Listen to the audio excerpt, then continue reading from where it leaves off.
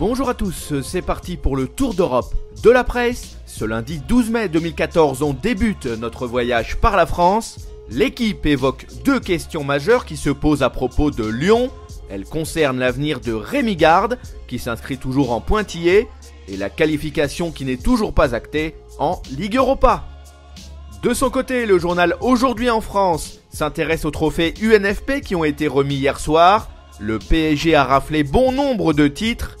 Zlatan Ibrahimovic a été élu meilleur joueur et il a aussi obtenu le trophée de plus beau but marqué en Ligue 1. Salvatore Sirigu a eu celui de meilleur gardien et Marco Verratti celui de meilleur espoir. Qu'à bien l'Italie, le Corriere dello Sport parle de la Juventus. La vieille dame a vaincu l'AS Rome 1-0 hier. Du coup, les Bianconeri possèdent 99 points au compteur, ce qui est un record absolu en Italie. Un succès contre Cagliari dimanche permettrait au club transalpin de franchir la barre mythique des 100 points. En dépit de cela, l'entraîneur Antonio Conte a laissé entendre qu'il pourrait rendre son tablier en fin de saison. En ce qui la concerne, la Gazzetta dello Sport zoome sur le Milan AC.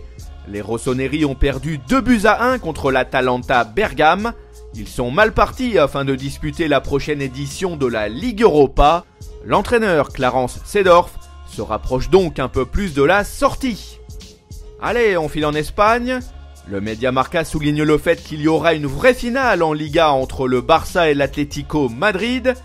Lors de la 38e et dernière journée, ces deux clubs vont s'affronter au Camp Nou pour l'attribution du titre. Les Blaugrana devront impérativement gagner dimanche afin d'être sacrés. El Mundo Deportivo, quant à lui, se penche au chevet du Real Madrid.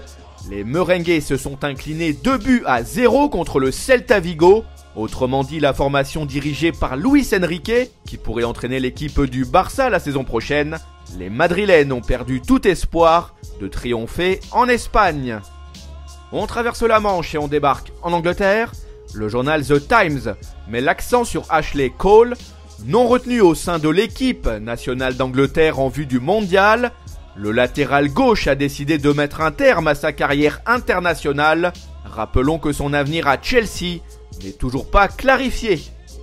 Pour sa part, le Daily Express encense l'équipe de Manchester City qui a remporté le titre de champion en Angleterre. Le manager Manuel Pellegrini a annoncé la couleur pour le futur.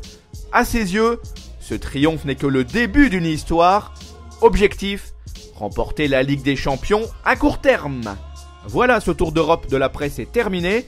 On se retrouve très vite pour un nouveau numéro.